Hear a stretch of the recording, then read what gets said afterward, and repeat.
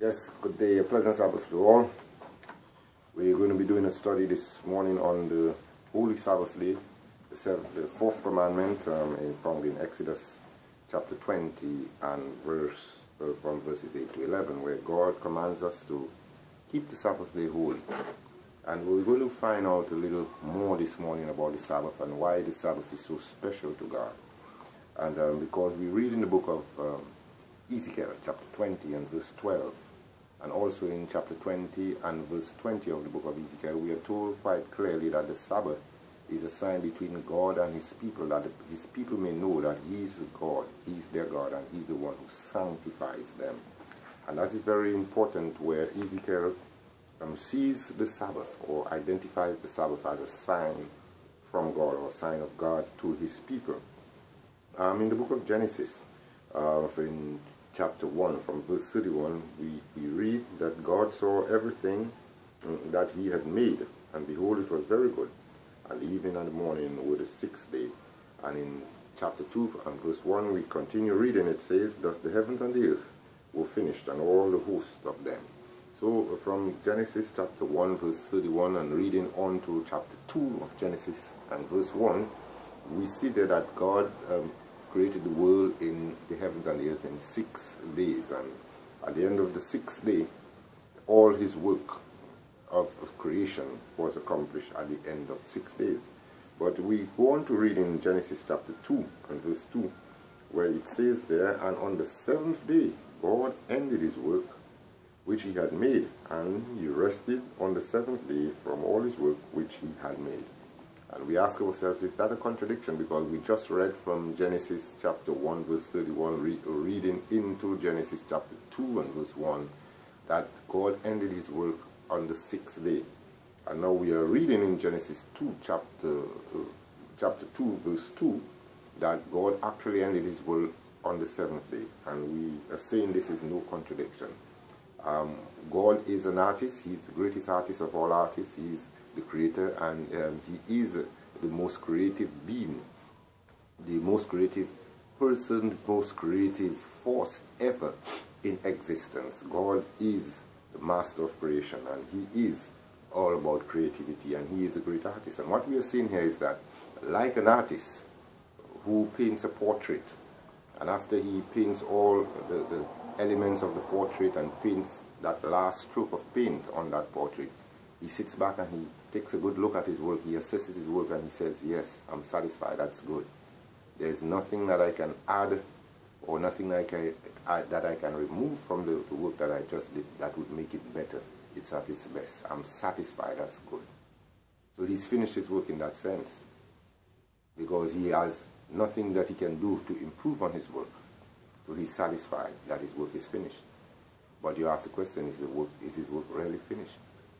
And we've learned through time that the work of the artist is not finished until the artist has appended his signature or his mark to his work that he has created, that he has produced. And that is a standard practice throughout the industry, and that practice has been with us even throughout eternity. When one makes an impression, creates a portrait, the person, the artist involved in the creation, usually at the end of his work, signs his work, so that all who come to see it may know that this was the creation of this particular artist. The same is true for creation. God signed his work with time. So we can conclude and see from the scripture that the Sabbath is actually God's signature in time. It is through the Sabbath commandment that we know and we understand that God is the creator of the heavens and the earth. And that is one of the main focus and one of the main functions of the Sabbath. It is to point us to our creator. It is to show us who is the one who created the heavens and the earth. The Sabbath is proof that the God of the heavens and the earth is the creator of the heavens and the earth. And the Bible tells us clearly in the book of Exodus that the Sabbath is a sign between God and his people. It is God's signature in time. And the Bible tells us that God is the one who sanctifies his people. Because we know God is the only person who can make someone holy or something holy. No one can make things holy or persons holy other than God.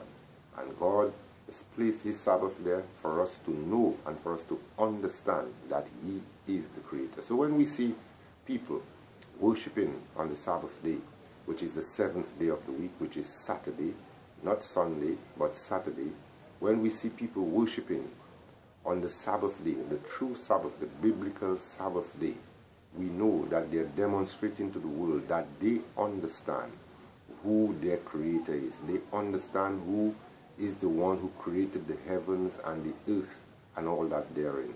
And they are testifying and proclaiming by their actions that God is the creator of the heavens and the earth. So because the Sabbath is a sign between God and his people. In the book of Isaiah, in chapter 58, we read on from verse 1. We're just going to read a couple of verses of scripture. It says there, "Cry aloud, spare not, lift up thy voice like a trumpet, and show my people their transgressions and the house of Jacob their sins." That's God's admonition to the people of his children. And in verse 50, chapter 58, the same chapter, verse 13, after God gave them the admonition to cry aloud and to make his people know their sins, this is what he says in verse 13. All this speaking through his prophet Isaiah says in chapter 58 and verse 13 of the book of Isaiah, "If thou turn away thy foot from the Sabbath, from doing thy pleasure on my holy day, and call the Sabbath a delight, the holy of the Lord honorable, and shall honor him, not doing thine own ways, nor finding thine own pleasure, nor speaking thine own words." Verse 14 says, "Then shalt thou delight thyself in the Lord, and I will cause thee to ride upon the high places of the earth, and feed thee with the heritage of Jacob thy father, for the mouth of the Lord hath spoken it." So we are seeing there that God admonishes his children throughout the ages to keep his Sabbath day, and he promises significant blessings with the keeping of his Sabbath day, because the Sabbath is a sign between God and his people, that his people may know that he is the God who sanctifies them. We know when we read in the Gospels, in the book of Luke, chapter 4 and verse 16, we see that it was Jesus' custom to keep the Sabbath day holy. In the book of Mark, chapter 2, and verse 27 to 28, it tells us that Jesus Christ is the Lord even of the Sabbath, which means that Jesus is the owner of the Sabbath. And we see that when we read in Acts chapter 13, Acts chapter 17, Acts chapter 18, we see the apostles of Christ, those who carried the message of the gospel after the death of Christ, they kept the Sabbath day holy. There was no change.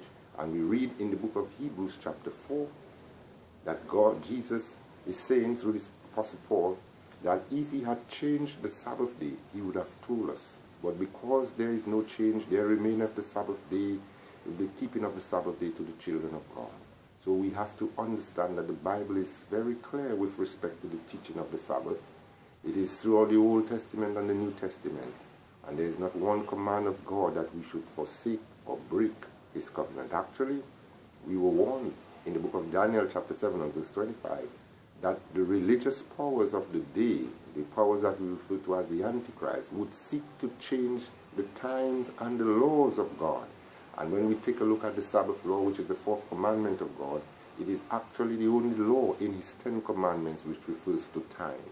So we see there clearly that the change of the Sabbath that we are experiencing even today, that change has been prophesied